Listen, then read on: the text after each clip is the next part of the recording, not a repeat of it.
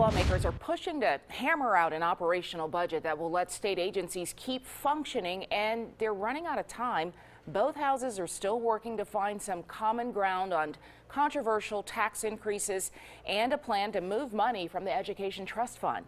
WIAT 42 News reporter Mike McClanahan is live in Montgomery, where a lot is riding on this final decision. Mike? Now, Sherry, the latest idea to come out of the Senate would move $80 or $100 million from the Education Trust Fund. Now, that's up significantly from the $50 million transfer that was approved by the House. Now, this all came out of a Senate General Fund Budget Committee meeting earlier.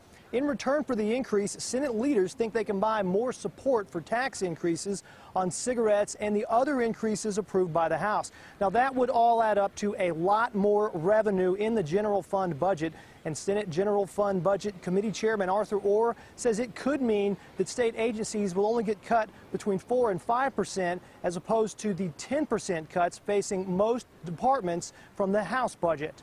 I don't know if that's called popularity, but there might be acceptability if, in fact, we think we get a change in budgeting process and reform. And the use tax, I think, can get us to a point that some of the senators may not even support the cigarette tax, but we're not locked into a filibuster mode.